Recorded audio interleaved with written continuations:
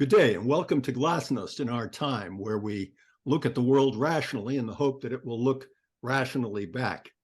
I'm your host, Anthony D'Agostino. It's March 3rd, 2023.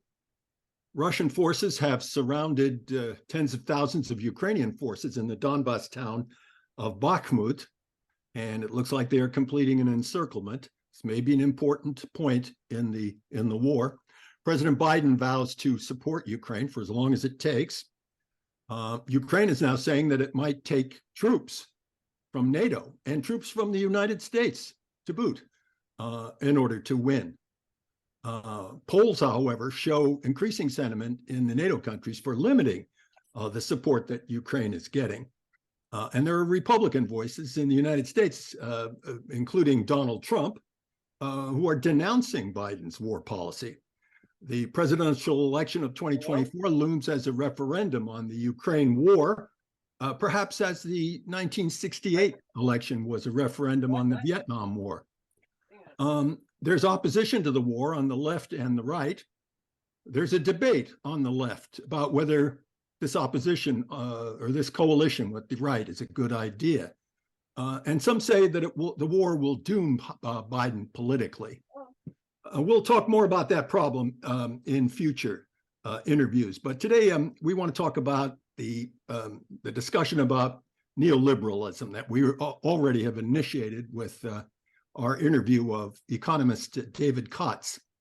The February 3rd issue of London Review of Books has a very interesting article on one of the patron saints of neoliberalism, Friedrich Hayek. It's a review of a biography by Bruce Caldwell and Hans-Jürg Klausinger. It's called Hayek, A Life. That is the biography is. The review of this biography is by Jonathan Ray, a philosopher and a historian of philosophy. Ray is one of the founders of the journal Radical Philosophy. He's written widely in the British press for The Independent, The Evening Standard, Times Literary Supplement, of course, London Review of Books. He was the host in the 90s of a TV program of interviews with philosophers, with a number of famous ones.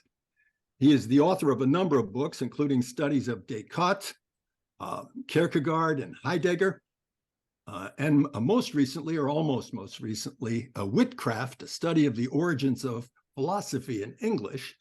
And I would also recommend to all of you a very interesting YouTube a video of a lecture of his, a talk in Paris on Wittgenstein.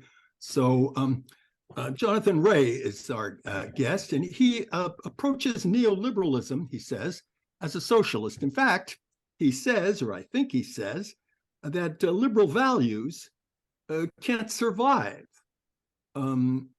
except under socialism. Or, well, let me see. Liberal values can't survive without socialism. And I think that's what he says. So at any rate, welcome to Glasnost, Jonathan Ray. Thank you very much, Anthony. Okay, so let's start with that. Let's start with that question. Liberal values cannot survive under socialism, but you also say that socialists actually fail to appreciate neoliberalism. So what's the relationship there? Well, I think that liberal values, if by that we mean the capacity of anybody to speak their mind and live their own way of life, I think we could say that the prediction that unfettered capitalism would guarantee that those values would flourish has not really worked out very well, that it's perfectly possible to have runaway capitalism and extreme authoritarianism. And I mean, in a way, you could say that China is now a leading capitalist country, and it's certainly not a champion of liberal values.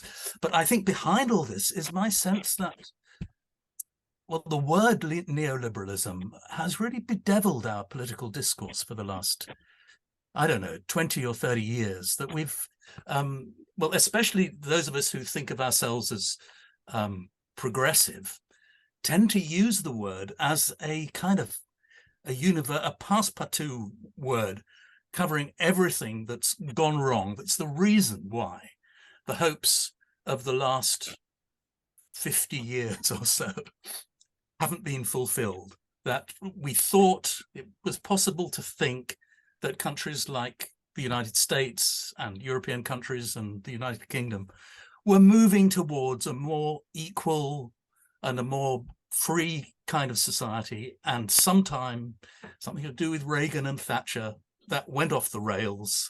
And we say that's because of neoliberalism. And we say that neoliberalism was the doctrine that industry should be privatized, that nothing mattered except a profit motive, and that the individual was supreme, and that socially provided goods were bad and always inefficient. Now, it seems to me that, well, when I started studying Hayek, I started to realize that the concept of neoliberalism is actually much stranger than that. In a way, this is purely a verbal point, a superficial verbal point. When people started talking about neoliberalism in the 1930s, the reason for the neo, and they thought liberalism was pure laissez-faire, pure individualism. And they thought that neoliberalism was what was required in the modern world, because you had to have, guarantees of social welfare. You had to have perhaps minimum wages. You had to have social insurance for people whose lives get messed up in one way or another. And that you also needed regulation of markets and regulation of industry in order to allow capitalism to flourish. And I think we've rather forgotten that and somehow elided neoliberalism with classical liberalism, so that we think that neoliberalism is a doctrine of unfettered capitalism. And in fact, that's not what the word originally meant. And the person you mentioned, Friedrich Hayek, who we regard as the great spokesman of neoliberalism himself, I mean, he kept saying, look, whenever I say, when he went to America in the 1940s, he said he'd talk to these people and he'd say things about the free markets are wonderful and he'd get applauded. And then he'd say, but of course, you need to have public intervention of big capital schemes like hydroelectricity generation and so on. Of course, that has to be publicly funded. And he said, well, the temperature of the room went down by 10 degrees. The temperature in the room went down. And some of the more informed modern pro-capitalists do actually accuse Hayek of being a bit of a socialist, because he did talk about minimum wage and he did talk about government intervention. So I suppose what I'm really saying is that the word is a complete mess, and that if we rely on it too much in formulating our political philosophies and our hopes for the future, then they're going to get messed up too. Well, but how about this, the attack on planning? So with Mises and Hayek, who, by the way, when I was a student coming up, nobody took them seriously for a minute. No one in academia that I knew took them seriously for a minute. They were very much old hat. The Keynesians, Samuelson and all these others, pretty much their arguments were quite orthodox in economics. And then even when you think about it in general terms, in ideological terms, they were all considered very much a throwback, and not really, I don't know, not generally taken very seriously. And I guess they've got to be taken more and more seriously as neoliberalism has started to march since, well, you date it maybe from Reagan and Thatcher, and it's common to do so, but I kind of think of it in terms of the 60s, the failure of the Bretton Woods system and all of that. I think it kind of takes its course from that point. But at any rate, the idea of planning seems to be the target. The argument that arose at about the same time as this neoliberalism after World War II, or at any rate, when Mises and Hayek were applying their ideas, the idea that seemed to emerge at the time was totalitarianism, as it appeared in the works of George Orwell or Hannah Arendt or someone like that. The notion that somehow there were things in common between communism and fascism.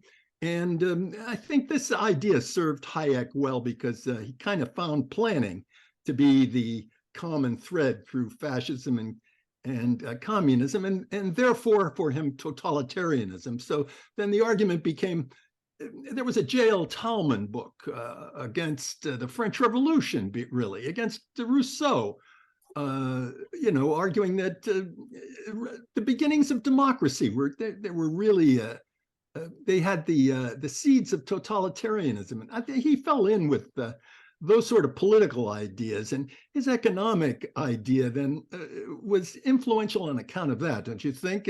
Not so much because of the economics. I think planning is the key issue, and I must say it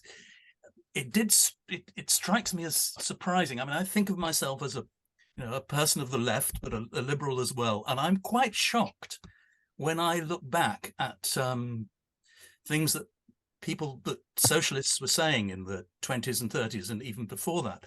They really did say some rather fanatical things about planning, and I began to see why. Well, Mises and Hayek are very different. I mean, Mises was a real dogmatist. Hayek was much more flexible, a much more interesting thinker, but I think they did both see that the main political issue they both believed that the main political issue of the times they were living in the 30s and 40s and 50s was between planning and free markets.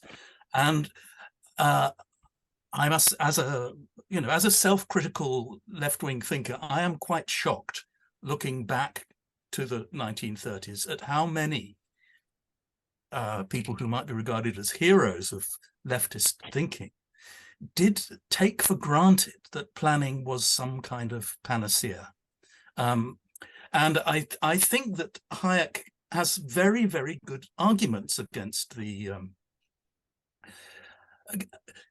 idea of total planning. I mean, you might, but in a way, the first thing to say actually about this is that it's mad to have a debate about is planning good or not. I mean, no one would say, if you're just going out for a beer, you need to have a plan. You need to remember your keys. Yes, you took the words right out of my mouth. Say nothing should be planned.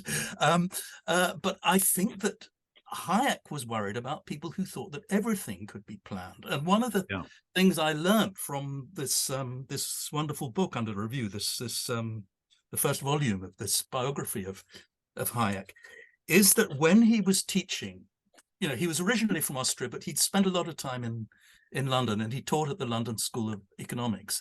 And there he had colleagues who were part of, in particular, a guy called Lancelot Hogben. And they were part of a movement of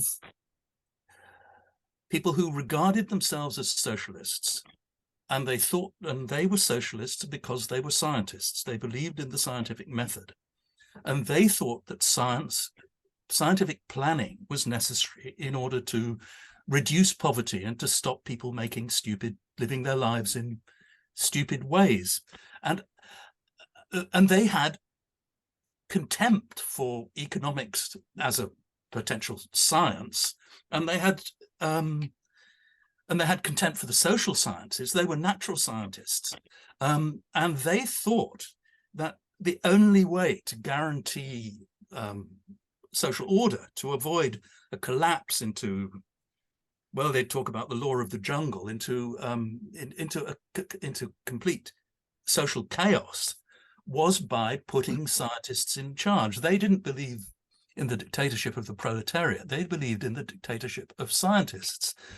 And the curious thing is, they were mostly biologists. That was their scientific home discipline. And I think Hayek was quite rightly absolutely astonished and appalled, not least because, the great genius founder of biological sciences is Darwin.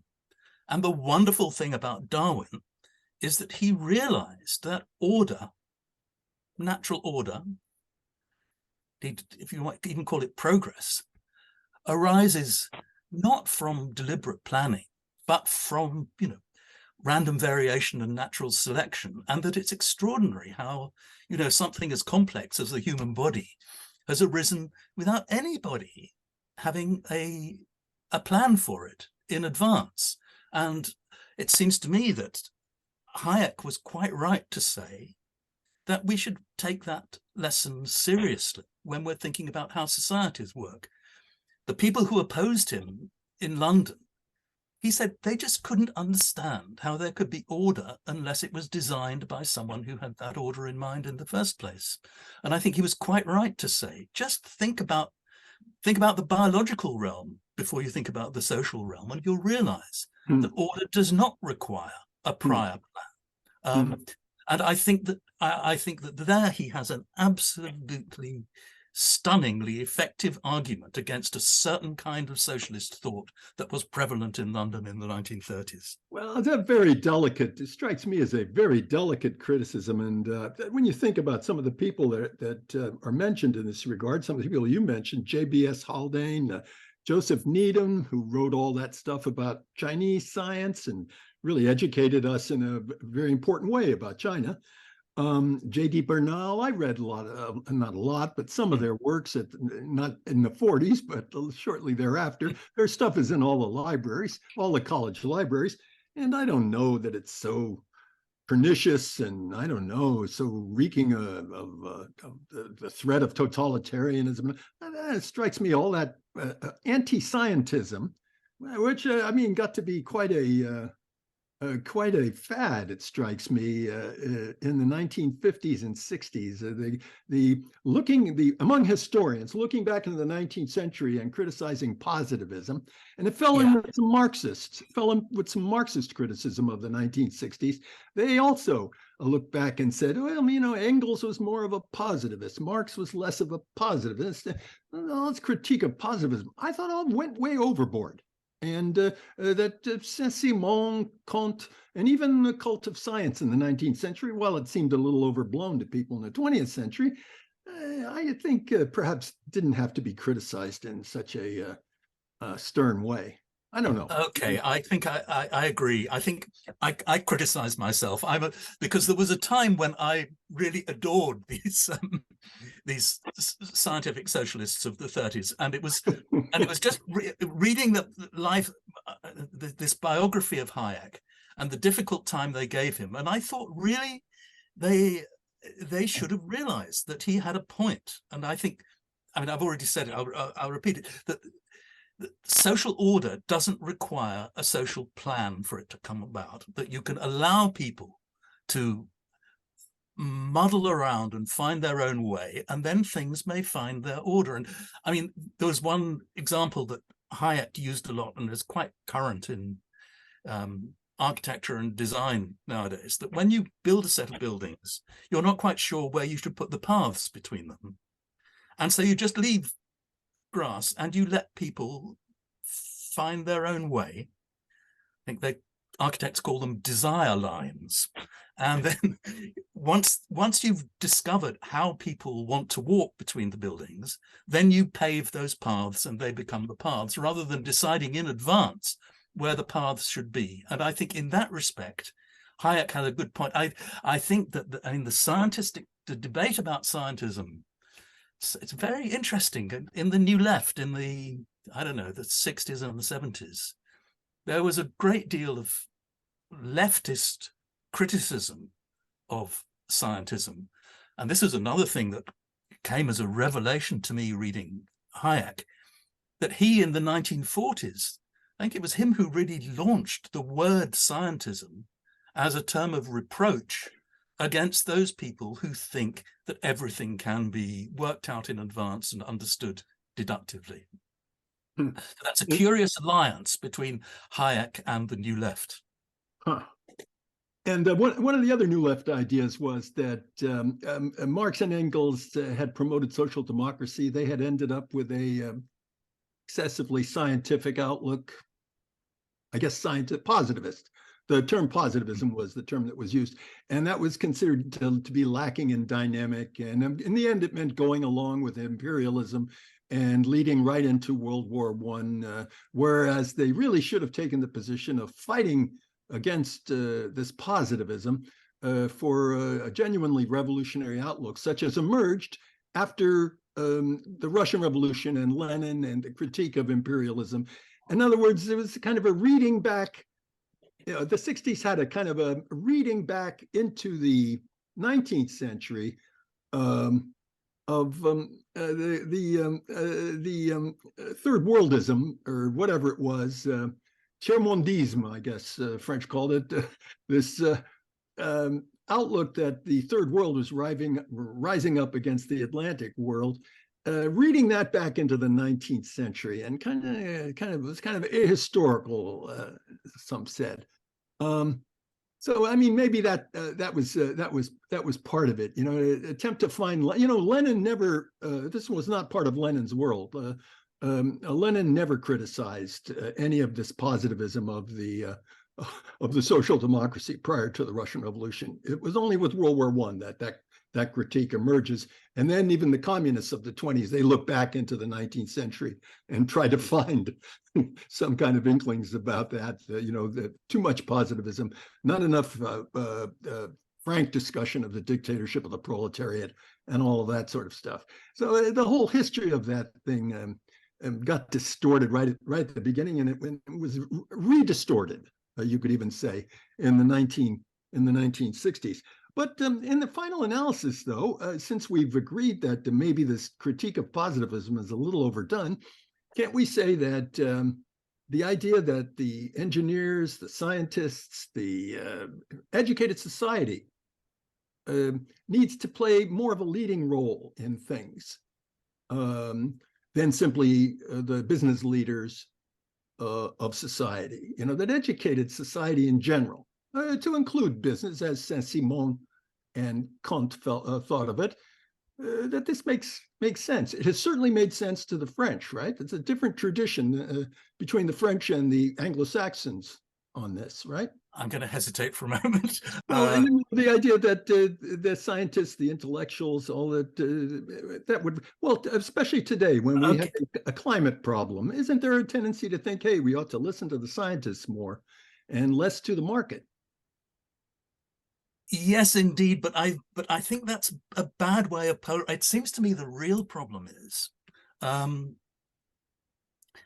to tolerate uncertainty. And in a way, that's what I found impressive about Hayek, that he thought the really important thing about markets, industry, production is that you never know what's going to happen next. And his real problem with, I mean, I think he exaggerated the power of market thinking. I mean, he exaggerated its hegemony, though perhaps not in the Soviet Union.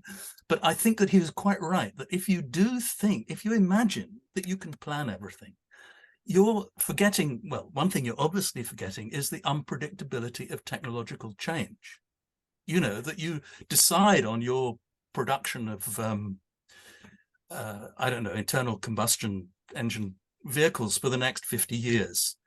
And then you suddenly realize climate change and you need electronic vehicles, and all these things coming unexpectedly. And I think that the idea of, I think what a lot of these scientistic socialists forgot was that social problems arise very much from what nobody expected to happen.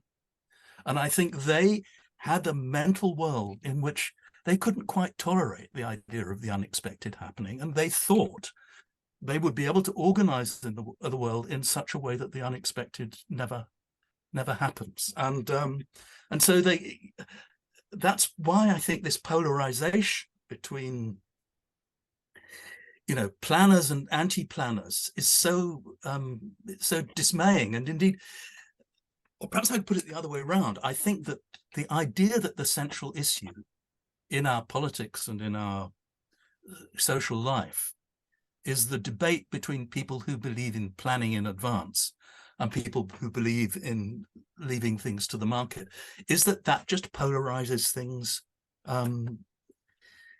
too much, and it impoverishes our political discourse, I mean, right across the spectrum. And maybe I could move on to a slightly different point. It seems to me that this polarization over markets versus planning, part of a wider kind of polarization in which which is bedeviling our political life today. You know, back in the 1960s, Richard Hofstadter launched this incredibly influential and powerful notion of a paranoid style in politics. Paranoid style, he said in American politics, but I think it's the phrase is very telling, and I think people make a great deal of reference to it now. And you can see, you know, the great authoritarian leaders, Modi, Putin, and Xi, and Trump, and Johnson. It's all paranoid. They're all, the world's against me, and we have to. You know, well, I think I've got an idea. I think I want to be the Richard Hofstadter of the 2020s. I want to launch the concept of the righteous style of politics, or the self-righteous style of politics. Which is the conviction of people on various sides of all sides of political debates, that they are on the side of the angels, that they must be on the side of the angels, and that anybody who opposes them must automatically be on the side of the devil. And it's amazing, even Russian propaganda is now talking about devil worshippers in Ukraine. It seems to me that no one would ever describe themselves as exercising a paranoid style of politics. And I guess no one would really describe themselves as exercising a righteous style of politics. But I think people really do think it. They think that whatever they do is, I don't know, I should say that. What I think is happening is that people have too much confidence that they're right. And I think that the thing that politics really needs at the moment is people giving them the space to think, actually, I might have got that wrong. First of all, because almost by definition, political issues are issues that are intrinsic, that require urgent decisions before all the information is in. And it's very,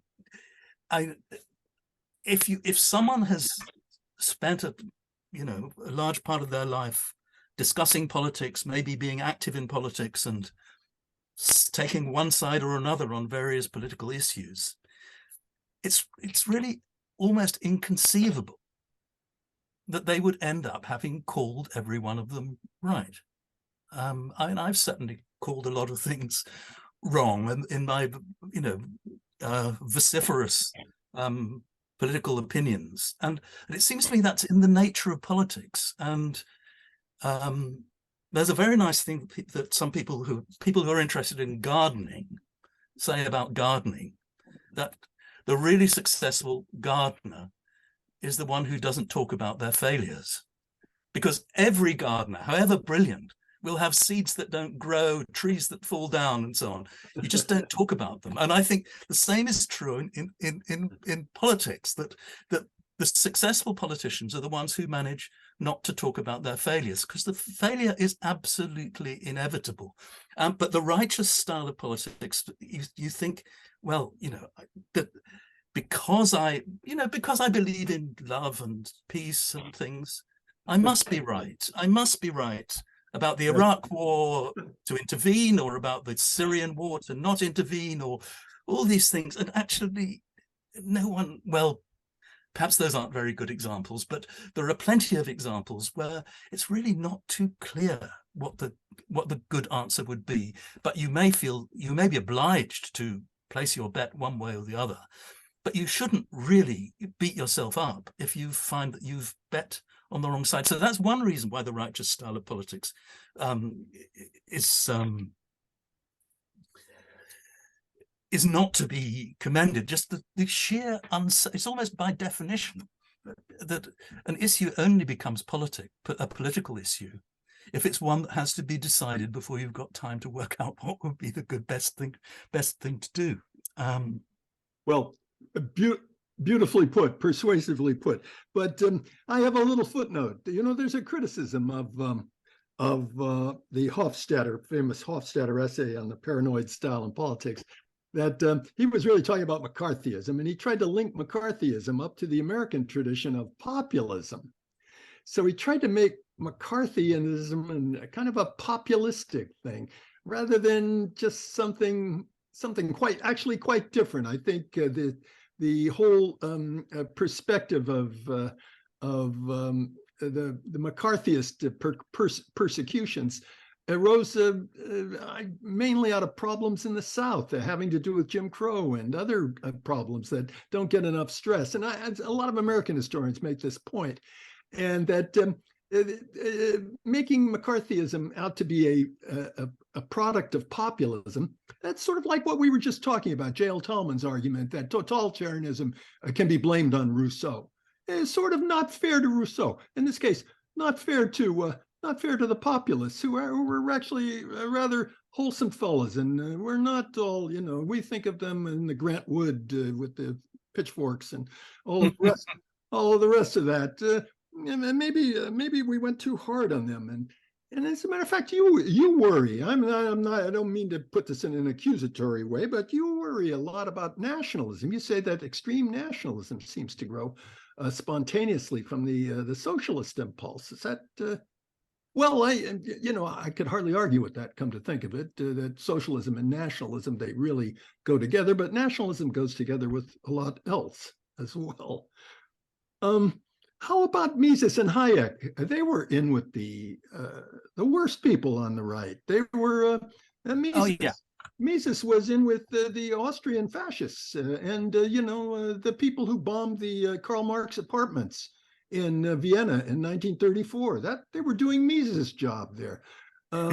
These people were definitely not, how to put it, not unfriendly to authoritarians, as you put it.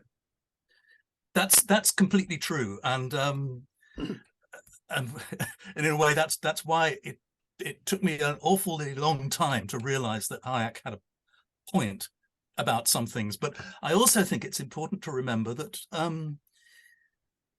there's a distinction between particularly Hayek's overall theoretical position and his, as it seems to me, absolutely off the wall, crazy political opinions. It seems to me you could agree with everything that Hayek says when he's being a sensible intellectual historian and social philosopher, without agreeing with his political opinions about anything. Let me this. I agree with you that that Hofstadter underestimated the interest of populism, but that's not really the where I wanted to take this. I think that his phrase has escaped his control completely, and it's used to describe all sorts of things. Where, as with almost everything we're talking about, yeah. Well, I would say people that politics depends on finding an enemy. Well, and it depends on gaslighting. It depends on all that stuff. But the other thing that worries me about this style, the righteous style, is that it tends to underestimate the power and, I don't want to sound too pompous about this, the dignity of politics. One of the things I love about Hannah Arendt is that she regards politics as a hugely interesting, intellectually powerful, as almost it's better than philosophy. I think she quite rightly worries about, I mean, she wasn't particularly anti-socialist, but she was anti-Marxist because with some reason she thought that Marxists didn't think that politics mattered. They thought that, if once you've taken care of the economy and the class struggle, then politics will take care of itself. And it really worries me that across the political spectrum, and I think around the political globe, the word political has started to have rather negative connotations. And you will find politicians Well, certainly in my benighted country of Brexitania, as we call it, that the politicians accuse each other of playing political games or even of being politically motivated. And it seems to me, as an admirer of Hannah Arendt, that to be politically motivated is the most noble thing you could imagine.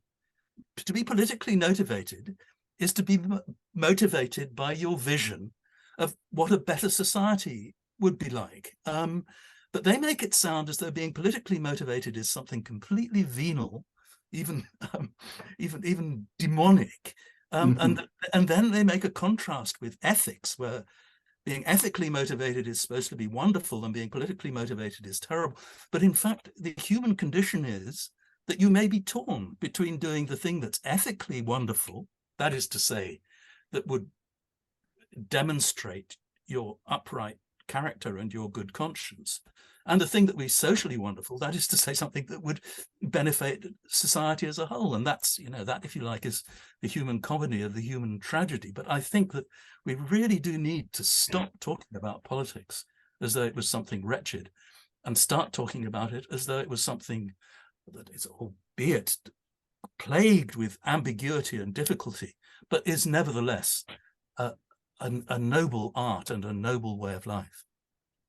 Absolutely persuasive, but I still have another footnote. Let's see if this footnote is out of whack. Hannah Arendt's book, the Human Condition, that was our Bible at one time. I remember as a student, we all read that.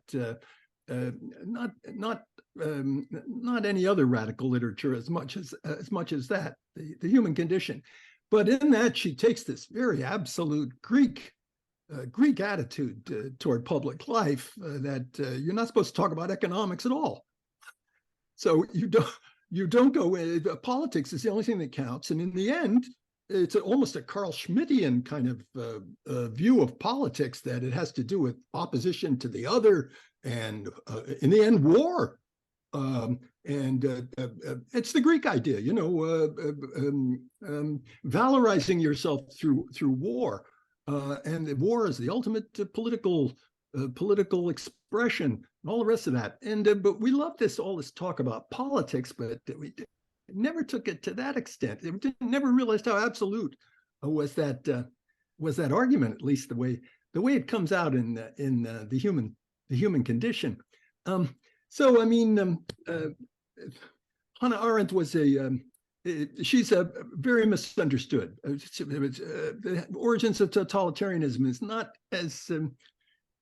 as absolute as it's commonly made out to be. It was used as an argument for very simple-minded ideas about totalitarianism, and Hannah Arendt was not really the purveyor of those, at least not in that book. If you go to a philosophy bookstore, to a bookstore and look around the various sections, you'll find Hannah Arendt's works over with philosophy, not with politics. They'll be over with philosophy, and you'll see a current edition of The Origins of Totalitarianism. It's gone through many editions, The Origins of Totalitarianism. And you go through that book for a real theory of totalitarianism, you find that she really only finds that totalitarianism obtained in the comparison between the police regimes of the Nazis and the Soviets between about 1934 and about 1938. That's the real comparison between Nazism and communism. But people come away, but it's very restricted use that she makes in that book, but people come away from it with this very grand conception of an identity between communism and fascism. It really goes nowhere when you're thinking about the world, thinking about real serious things like foreign policy and all the rest of that, war and peace issues, all the rest of that. It goes nowhere. Utterly ideological, outlooks. That's really bad news. So I don't know. Those are a couple of random reflections about Hannah Arendt. Let me Let me read from something that you wrote about Hayek that I found very, very interesting. You said Hayek was not Hayek was defending the market against the idea of planning, against a sort of a straw man that he puts up. Planning. People want to plan absolutely everything, as you were indicating. But you say when Hayek talked about capitalism, he was thinking not of oligarchs, tycoons, nepotists, profiteers, kleptocrats, inheritors, asset strippers, mafiosi, hedgers, money launderers, monopolists, loan sharks, fraudsters, arms dealers, racketeers, tax dodgers, plutocrats, press barons, slave traders, and cartelists, but of plucky little Robinson Crusoes. So to be sure, Hayek likes to use that kind of imagery, and probably none of us think that people ought to plan the barbershops. Although, come to think of it, when I was in Cuba, I got a haircut at a socialistly planned barbershop, and it was a pretty decent haircut. so maybe it's not as bad as all that, but at any rate, nobody wants to plan things down to that level. At that level, that's when we don't mind seeing the free market. And as a matter of fact, the free market might be absolutely wholesome in the viewpoint of a socialist. No? People tend to think of Hayek as this horrible, cynical person who believed in nothing except profits and markets. My sense of him as a human being was that he was a complete innocent. He didn't understand the world at all. I mean, he had some very clever ideas, and he wrote some interesting books, and he wrote some incredibly stupid things. He was very bad. He was a very bad reader. He prided himself on reading very fast. And I must say, you can tell, he gets through 10 pages in the second, and he doesn't notice how complicated and interesting the works of his opponents are.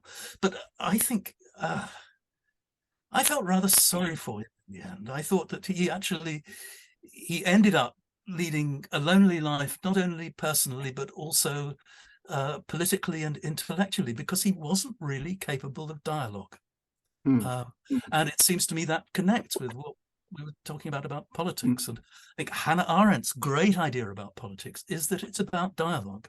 It's about managing to have a conversation with someone where you don't actually agree on any axioms at all, but you do maybe move around and try and end up at the end of the conversation understanding each other a little better than you did at the beginning. And you can't say what the principles were, what the railway lines were that you followed in order to get there. But nevertheless, there's been an intellectual negotiation from which everyone can profit. And I think that's what we ought to give politics the space to take place in that wholesome and Arendtian way. Well, it's been absolutely fascinating, and I would love to continue this into the night, and perhaps we can continue it when we have something more concrete that does you justice to talk about. Talking about a book review of yours is not enough. And I haven't got my copy of Witchcraft yet, and as soon as I get through with that, I'm going to want to bring you back and have you tell us all about that because it looks like a very promising discussion. So thanks to Jonathan Ray, for an illuminating discussion, and I guess we have to say goodbye for now until next time, when we will continue to ask the question, after we've tried everything else, why don't we try thinking about it?